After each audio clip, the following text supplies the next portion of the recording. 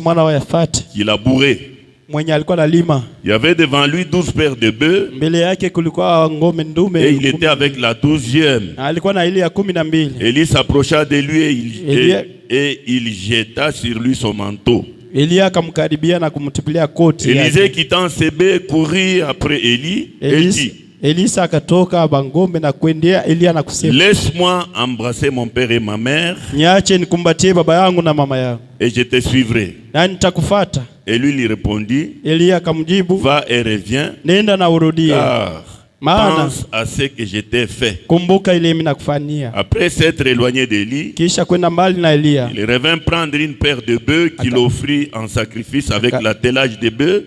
Karudia kubeba wangombe mbili aliwatoa kwenye zabihu kupitia mbao. Et il fit cuire leur chair et la donna à manger au peuple. Kapikisha nyama yao na kupatia chakula watu. Puis il s'éleva, kisha kainuka, suivit Élie, kamfuata Elia, et fut à son service. Akaanza kumtumikia. Luc chapitre Luka sura ile ya 24 24 45 à 49. mstari wa 45. Alors il leur ouvrit l'esprit afin qu'ils comprissent les Écritures. Alafu kawafungula roho ili wapate kuelewa. Et il leur dit: akawaambia, ainsi il est écrit que le Christ souffrirait et qu'il ressusciterait des morts le 3e jour, et que la repentance et le pardon des péchés seraient prêchés en son nom à toutes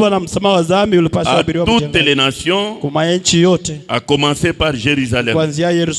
Vous êtes témoins de ces choses. Et voici, j'enverrai pour vous ce que mon Père a promis, mais vous restez dans la ville jusqu'à ce que vous soyez revêtis de la puissance d'en haut. Que Dieu bénisse la lecture de sa parole. Vous pouvez vous asseoir. Si vous pouvez actionner un peu cette histoire ici. Nous vous saluons encore une fois ce soir au nom de Jésus. Nous nous retrouvons dans la maison de Dieu pour nous partager ces morceaux de pain, la parole alors. Tunakutana munyumba ya Mungu ili tugawanye chakula ya roho yenye kuwa neno. Ce qui est pour nous une grâce. Yenye kuwa kwetu sheni neema. Quand nous voyons les anciens, wakati tunaona wazee, les frères qui nous ont précédés dans la gloire, wandugu wenyewe waisha tutangulia mutukufu dans l'Ancien Testament, katika agano la kale, même dans les nouveaux, hata katika agano jipya, lors de les temps des ténèbres, les temps des ténèbres, wakati ya giza, frères, ils n'adoraient pas comme nous. Banduku abakuwa naabudu sashi hivi. Nous sommes libres. Nous venons librement, nous adorons, prions, nous chantons, nous rentrons dans nos maisons. Mais eux, pour avoir un seul culte, ils pouvaient aller en brousse loin, se cacher dans des cavernes. Et là on les poursuivait, juste pour avoir un seul culte comme celui de ce soir. Mais pour nous c'est presque gratuit. Nous devons être reconnaissants au Seigneur.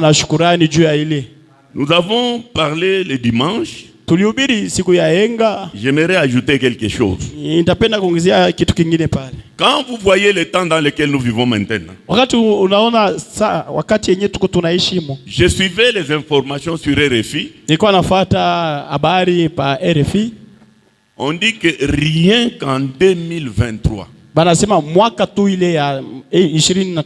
dans un seul pays, la France, il y a eu 5000 morts à cause de la canicule, à cause de la chaleur. En 2023, dans un seul pays, la France, il y a eu 5000 morts. Et maintenant, en 2014, on aura combien? Nous ne sommes qu'au début du mois de juillet. Pour une seule journée en Arabie Saoudite, il y en a eu plus de 1300. Ils n'étaient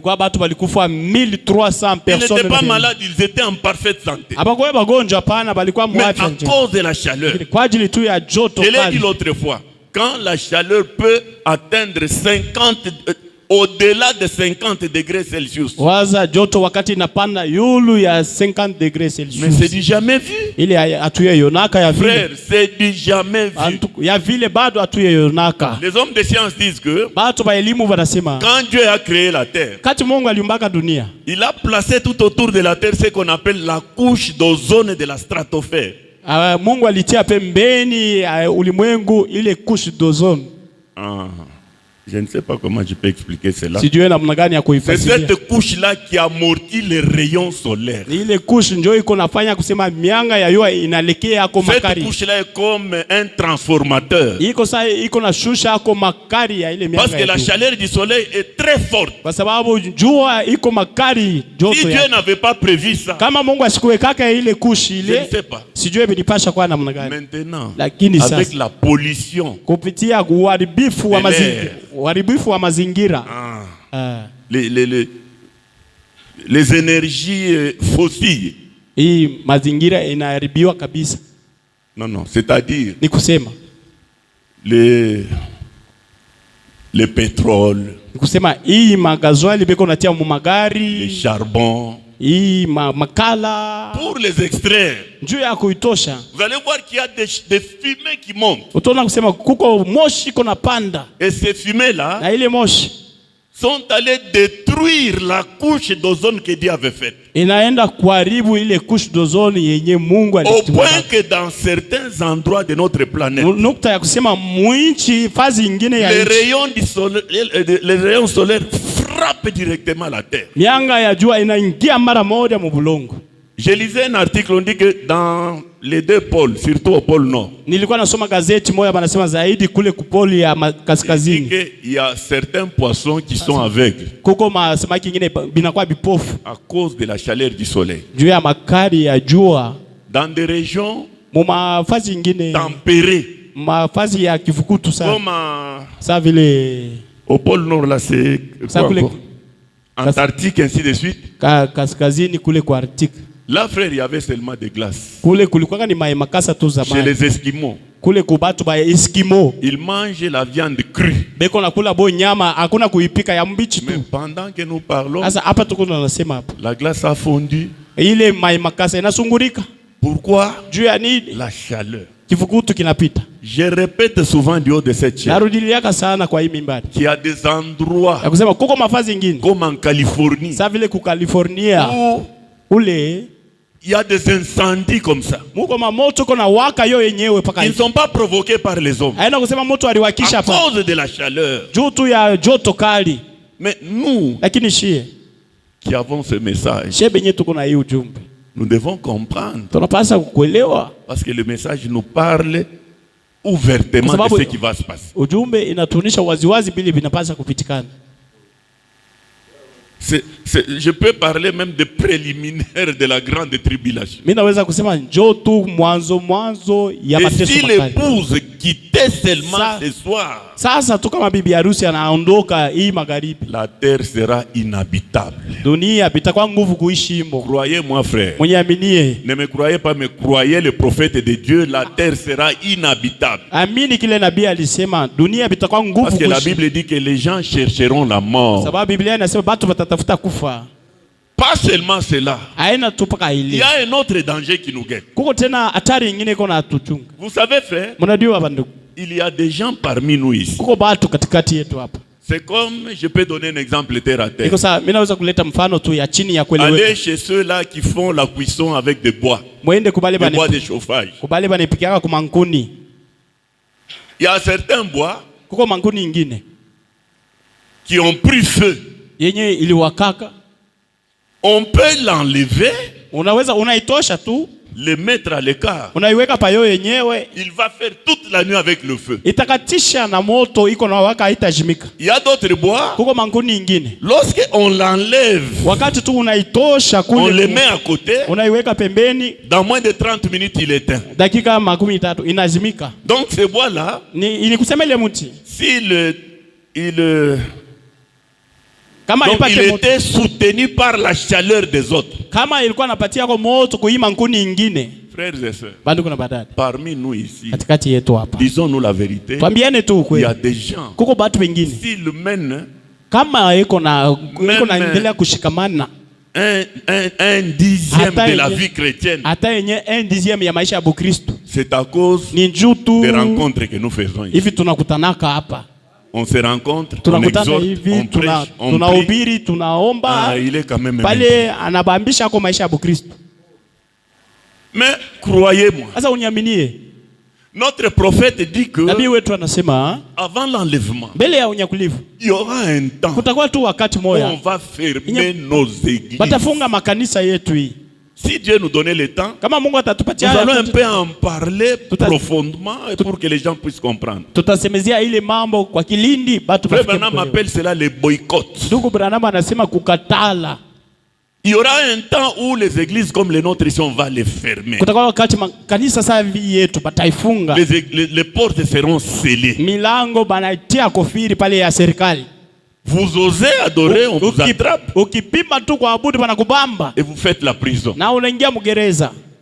Mes frères, sasa ndugu yao, si ce moment-là arrivait aujourd'hui, kama ile wakati inafika leo ou demain, ama kesho, vous qui ne lisez même pas la parole, wewe mwenyewe usomaki hata neno, la prière elle est difficile. Maombi iko nguvu kwako. Les jeûnes c'est votre beau-père. Kufunga chakula ni mko yako. Maintenant, sasa quelle sera votre vie? Sasa maisha yako itakuwa namna gani ile wakati? Si vous suivez le nouveau ministre de la justice, kama unamfuata huyu mwaziri wa haki Constant Mutamba, c'est un jeune homme. Constant Mutamba ni kiana tu à peine investi. Mpaka hapa bali mpatia sa première démarche. Ile kazi yake ya kwanza c'est contre les églises. Ni eko na kuombanisha makanisa. Il y a un jour, vous étiez ici. Les gens du ministère de la Justice sont venus ici la semaine passée. Ils sont venus ici. Ils voulaient me voir pour que je présente les documents. Nous avons des documents. Mais les conditions qu'on va poser seront contraires à la parole de Dieu. Parce que nous, on n'acceptera jamais de faire partie de l'écuménisme. Jamais. Si on veut fermer, on va fermer.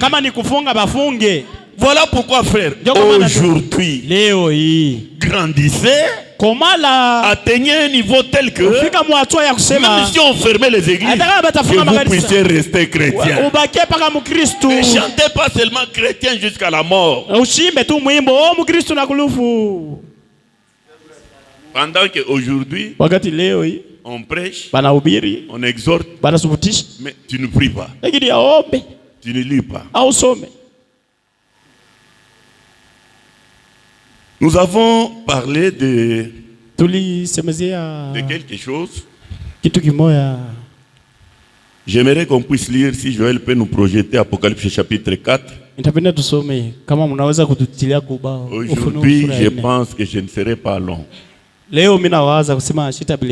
En 30 minutes, on termine, on prie. Apocalypse chapitre 4, du 8 janvier 61. Le paragraphe 318. 318. Nous lisons cela. 318. Que disais-je donc? Il faut qu'on termine, il faudra laisser tomber le reste. Mais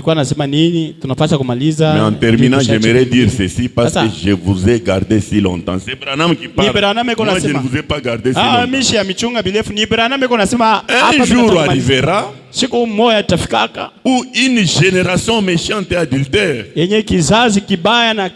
Il n'achève pas la phrase. Entre parenthèses, il dit cherchera un signe. Et celle-ci est une génération méchante et adultère. Et il dit cette génération-là recevra un signe. Le signe de Jonas. Montez un peu. Montez un peu. Ce n'est pas ça. Oh là là.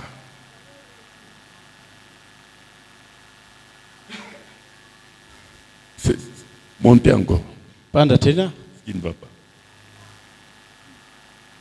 Non. Montez toujours, montez en haut.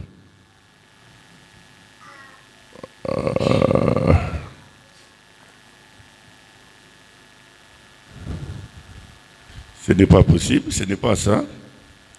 Apocalypse chapitre 4, troisième partie. Du 8 janvier 61. Ce n'est pas ce que j'aime dans mon téléphone. Bon, cela ne tienne. Dans cette citation-là, il dit ceci. Il reprend ce que nous avons vu le dimanche. Les 3 Bibles. Il dit que, comme je l'ai dit le dimanche, la première Bible c'est les zodiaques. Nous avons vu que dans les zodiaques, je peux avoir la clé. La clé. Et les frottoirs. Nous avons vu. Merci. Nous avons vu que le premier, dans les zodiaques, il y a la Vierge. Et à la fin, il y a un lion. Et ici, il y a des poissons croisés. Nous avons lu William Branham qui dit que, surtout dans cette citation, il parle très bien là. Il dit que c'est la première Bible que Dieu avait placée au ciel, afin que les hommes puissent lever leurs yeux et lire cette Bible à partir du ciel, sachant que Dieu lui-même est au ciel. Il dit, et lorsque vous lisez cette Bible, vous allez voir que Dieu nous annonçait que son fils, donc le Messie, viendrait par la Vierge. C'était ça la première venue. Et lors de sa seconde venue à la fin, il viendrait comme le lion de la tribu de Juda. Et le poisson croisé ici, il dit que ça montre que entre la première venue et la seconde venue du Seigneur, le monde passera. Il y aura la maladie du cancer sur la terre. Le cancer aujourd'hui est presque éradiqué, presque. Mais il y en a encore. Mais du temps de Branham, c'était grave. Maintenant ici dans cette citation, lisons dans l'alliance confirmée d'Abraham du 10 février 61. Le point 40. Le point 80.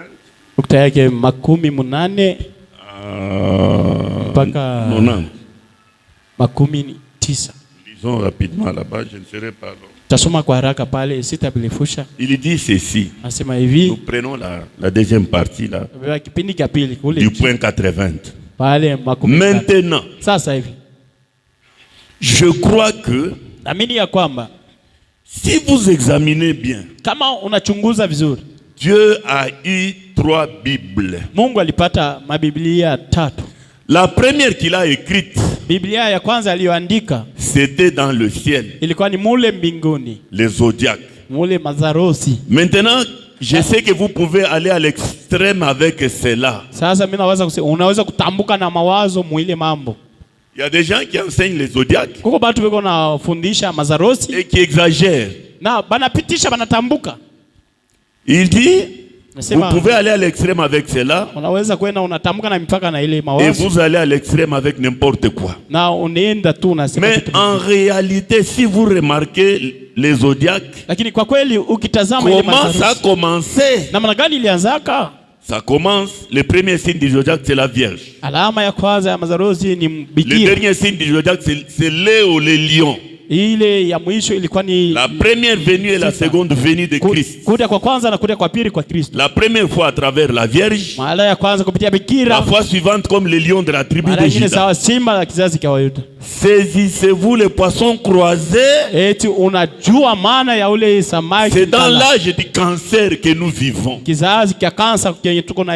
Dans le ciel, et tout dans le ciel rend témoignage de Dieu. Certainement. Et le peuple de Dieu est appelé à lever les yeux. Na watu wa Mungu wanahitajika bainue. Voyant que Dieu n'est pas sur la terre. Baone kusema Mungu hako pa dunia. Mais il est dans le ciel. Lakini yuko mbinguni. Il a écrit la première Bible. Aliandika Biblia ya kwanza. Maintenant la deuxième Bible qu'il a écrite. Biblia ya pili yenye aliandika. C'était par Enoch. Ilikuwa ni kupitia Enoch. À l'époque de la pyramide. Wakati ya piramidi. Là en Égypte. Kule ku Misri. J'ai été là-bas. Et peut-être que beaucoup d'hommes et de femmes y ont été. Observez ces pyramides. Nous ne pouvons pas les reproduire. C'est très grand, gigantesque. Géographiquement, elles sont situées au centre de la terre. Quelle que soit la position du soleil, il n'y a jamais d'ombre tout autour d'elle. C'est que les pyramides qu'Enoch avait construites sont au centre de la terre. Au point que il n'y a pas d'ombre. Et ils ont placé là-haut des tonnes et des tonnes de blocs de pierre. Au sujet duquel on discutait une fois. Pour gagner du temps. Prenons ce qui est nécessaire. 85. Comment allez-vous faire monter jusque là-haut dans l'air un bloc de pierre de la grandeur d'un demi-pâté de maison qui pourrait peser 1000 tonnes? Ce qu'ils avaient à l'époque, c'était la puissance atomique, juste comme on en a aujourd'hui. Et ils ont construit cela. C'est avec ça qu'ils ont déplacé la Terre de son orbite. En effet, ils l'ont fait basculer en l'éloignant du soleil. Et cela a causé la pluie et la destruction de la terre par l'eau. En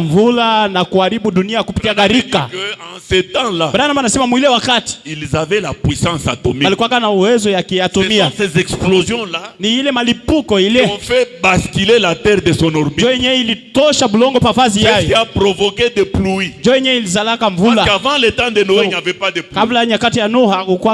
C'est la rosée qui s'est levée et qui arrosait la terre. Il dit, cette fois-ci avec la même puissance atomique, ils vont la faire basculer une fois de plus en la rapprochant du soleil. Et ça la mettra en feu. C'est parfait au possible. En ce temps-là, à cause de cette explosion-là, la Terre a basculé, elle a quitté son orbite, elle s'est éloignée de la Terre. C'est ce qui a provoqué des pluies. Mais cette fois-ci, toujours avec les bombes atomiques qui sont entassées dans des hangars,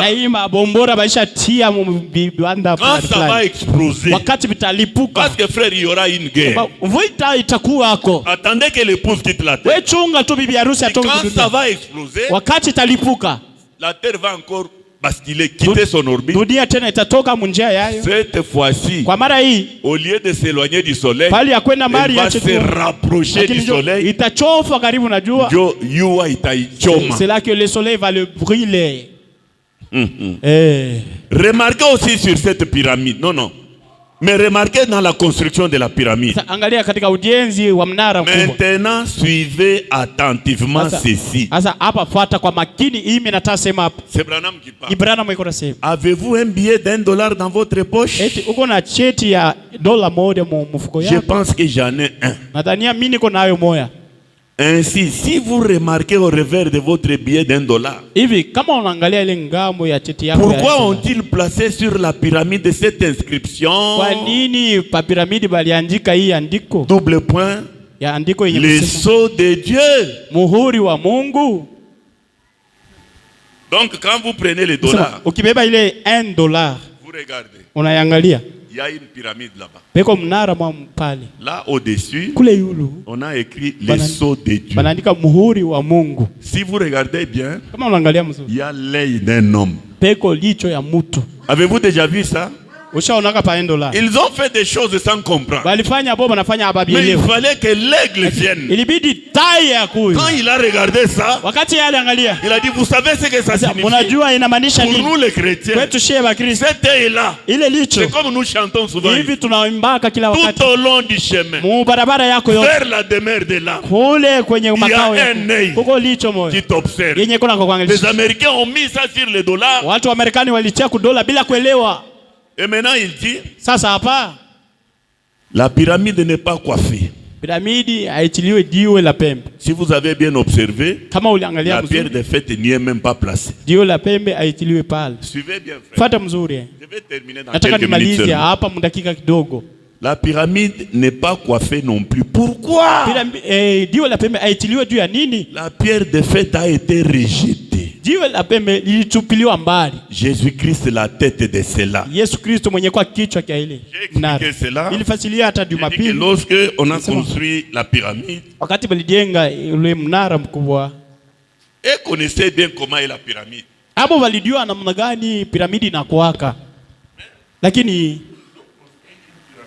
Banakuwa kujenga piramidi moja ya hivi, lakini haiko na jiwe la pembe. Na bana simamia tu hapa. Branham dit pourquoi? Branham anasema juu ya nini? Parce que kwa sababu la pierre ile jiwe de fête, jiwe ya juu, le Seigneur Jésus-Christ, Bwana Yesu Kristo, a été rejeté quand il était venu. C'est pourquoi celui qui a fait la pyramide, sans comprendre, il était inspiré. Il n'a pas placé la pierre de fête.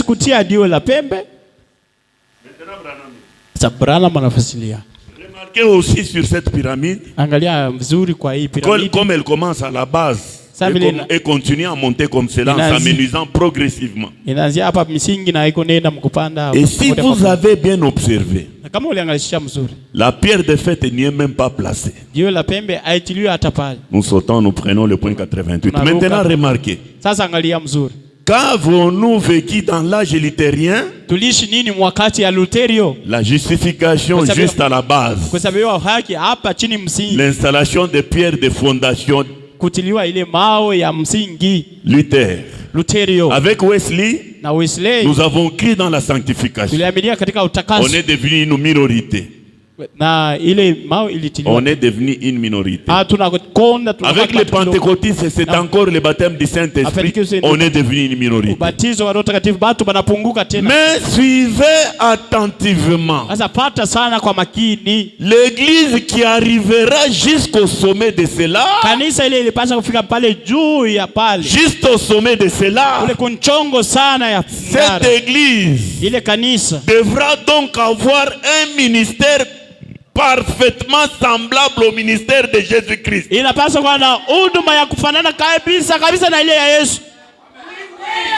suis content parce qu'il y a des gens qui ont compris. Il dit que avec Luther, la base était large. Quand Wesley vient, la pyramide s'amenuise, l'église devient minoritaire. Quand la Pentecôte vient, ça devient encore très minoritaire. Maintenant, après la Pentecôte, l'église qui suivra, quelle est cette église qui suivra la Pentecôte? Quelle est cette église qui viendra après la Pentecôte? C'est le message du temps. Cette église qui suivra après la Pentecôte aura le même ministère qu'avait Jésus.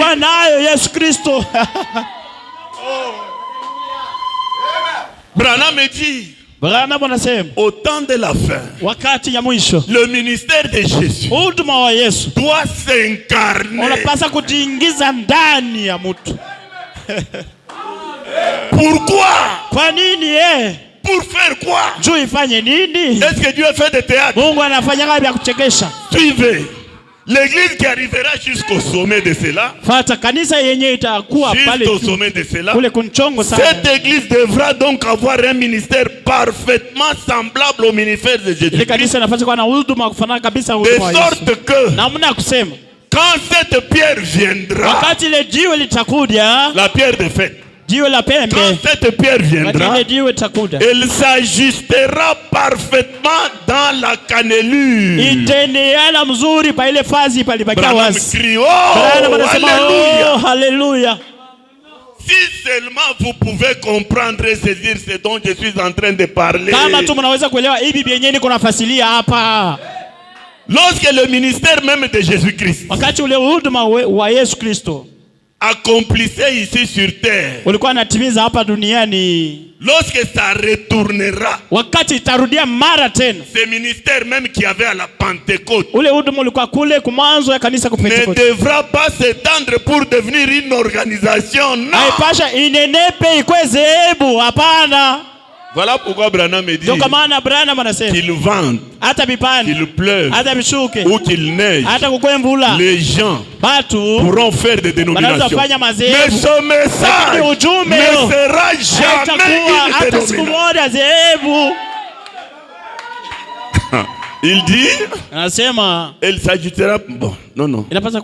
Lorsque le ministère même que Jésus-Christ accomplissait ici sur terre, lorsque ça retournera, ce ministère même qui avait à la Pentecôte ne devra pas s'étendre pour devenir une organisation. Mais il prendra forme en Christ jusqu'au point où la pierre de fête et l'église s'ajusteront. Est-ce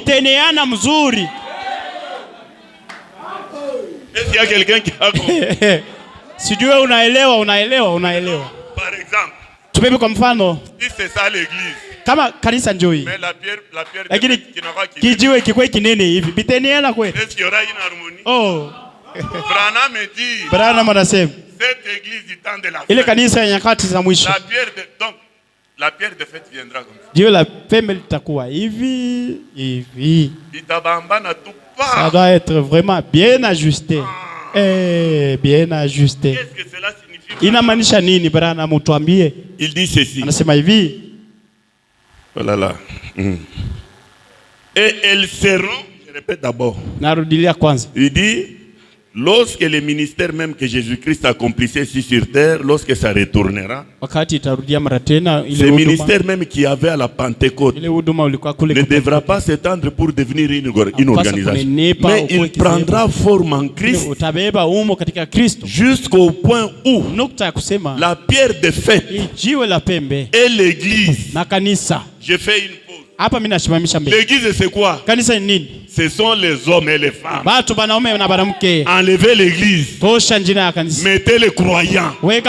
C'est-à-dire prendra forme en Christ jusqu'au point où la pierre de fête et les croyants, c'est-à-dire Jésus-Christ et les croyants, s'ajusteront. Et ils seront tellement soudés que vous ne pourrez même pas prendre une lame de rasoir et la faire passer tout autour et trouver une fissure à l'endroit où c'est perdu. Et c'est à cela que l'église doit en venir.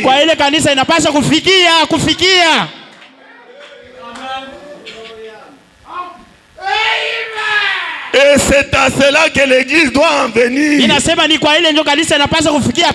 Nous pourquoi? Nous prêchons pourquoi? Nous prions pourquoi? C'est parce que nous avons reçu le même ministère qui était à la Pentecôte dans un homme, Jésus de Nazareth. Ce ministère devait revenir au temps de la fin pour faire en sorte que les gens qui croient qu'ils puissent être parfaitement en harmonie avec Jésus. Et c'est à cela que l'église doit en venir. Devenant tellement semblable à Christ. Et voyez ce que nous devons faire à ce moment-là. Nous devons être séparés, circoncis et taillés, façonnés et modelés à l'image de Jésus-Christ, jusqu'à ce que l'église et la pierre de fête s'ajusteront parfaitement. Observez l'ombre de ma main sur le mur. Lorsqu'elle est à distance, par rapport à moi, elle est diffusée. Au fur et à mesure qu'elle s'approche, elle devient plus précise. Il n'y a pas de très gros doigts. Ça devient de plus en plus petit et sombre jusqu'à ce que l'ombre, le négatif et le positif deviennent un. Et c'est ce qu'il en est de la venue. L'église doit prendre forme au point de n'avoir ni tache, ni ride en elle. Voilà cette deuxième Bible. La deuxième Bible, c'est quoi? C'est la pyramide.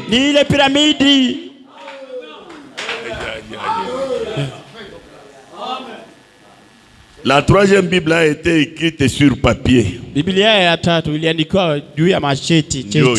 Celle-ci que vous voyez, la Bible en papier. La troisième Bible écrite sur papier.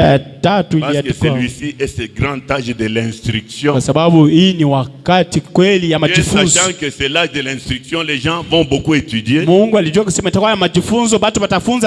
envoie une Bible sur papier pour que nous puissions la lire.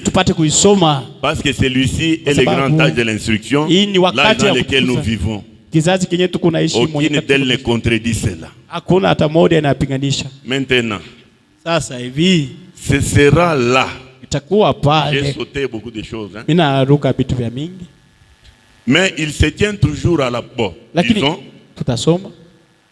le point 94. Ainsi vous voyez, les grands systèmes solaires parlent de Christ. Tout ce que vous voyez parle de Christ. Si seulement vous observez cela. Observez l'église aujourd'hui dans sa condition. Faible. Rétrograde. Elle est retournée dans le monde. Cela parle de Christ. C'est exactement ce qu'il a dit. Il se tient à la porte et frappe. Ils l'ont mis à la porte. Ils se sont organisés. Ils l'ont ainsi chassé. Leur credo et autres l'ont fait sortir. Mais ils se tiennent toujours à la porte et ils frappent disant, je châtie et je réprimande celui que j'aime. C'est vrai. Cherchant à les tailler pour les amener au point où, lorsque la grande pierre de fête viendra, le ministère qui est dans l'église sera parfaitement uni à elle comme un aimant. Lorsque la pierre de fête viendra, elles vont donc se joindre. Oh Dieu, aide-nous à voir. Ce sera là. Ne vous en faites pas. Ça sera là. Il a dit que ça sera là. Ainsi, préparons-nous à rencontrer cette pierre angulaire. Aimons-nous et projetons nos vies en Christ. Soyons sincères. Tenons-nous-en à la parole, afin que quand il viendra, nous soyons simplement ajustés. Lui comme cela, comme les gants à la main. L'éponge, gants. Voilà. Comme les gants à la main.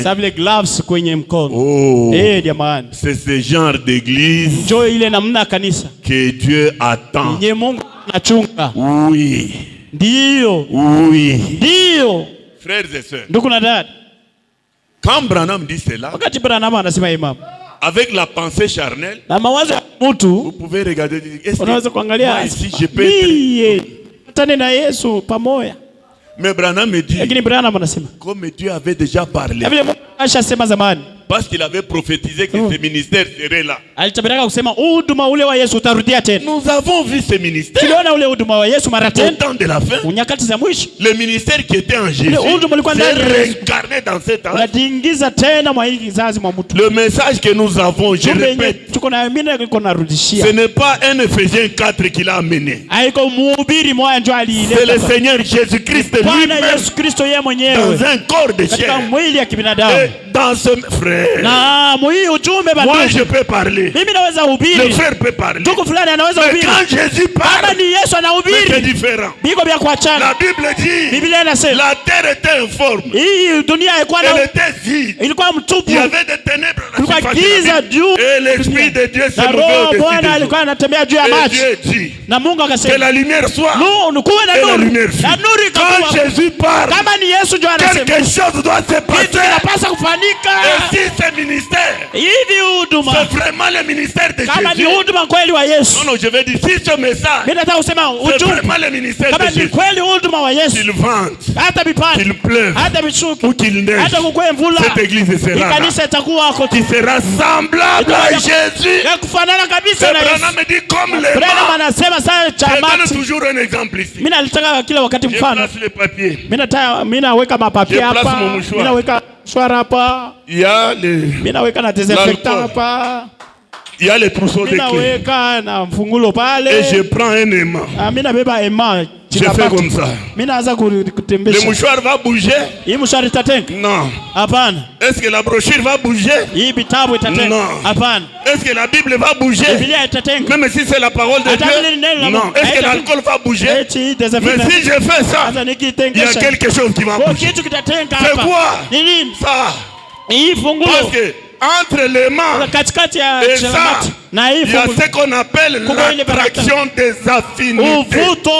Branham dit, nous croyons du message, pendant que la pierre de fête vient, nous devons sentir cette attraction en nous.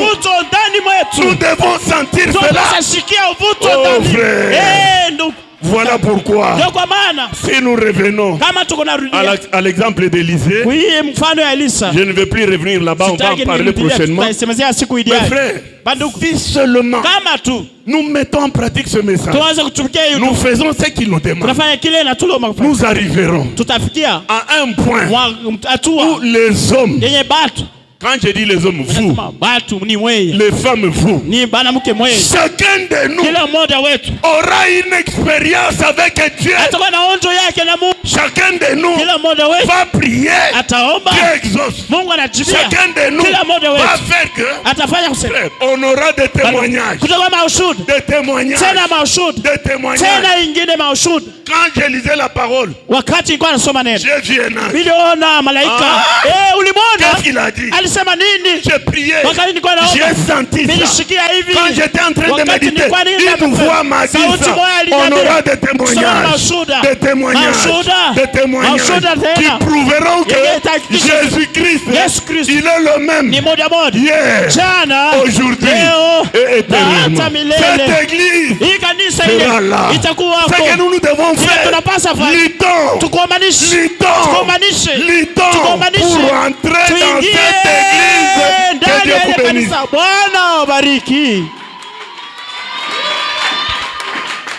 Nous allons prier.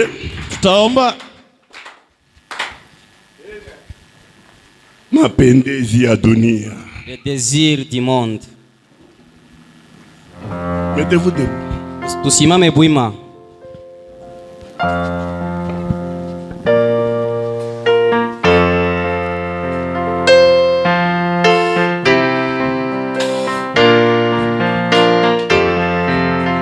Mapende.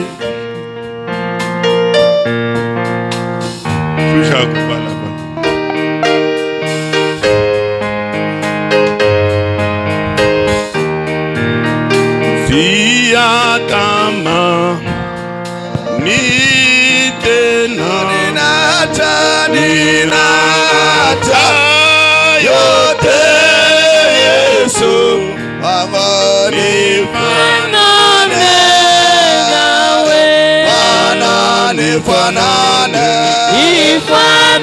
nifanane nawe Yesu, nyumbani popote, kila siku ya maisha nifanane nawe. Ulivunja kila pingu la makosa yangu, hata nikutumikie Yesu, nifanane nawe, nifanane Yesu, nyumbani popote, kila siku ya maisha yangu, nifanane nawe. Toka hapa kwenda mbinguni, kwa safari nzima nitapasha neno lako, nifanane nawe, nifanane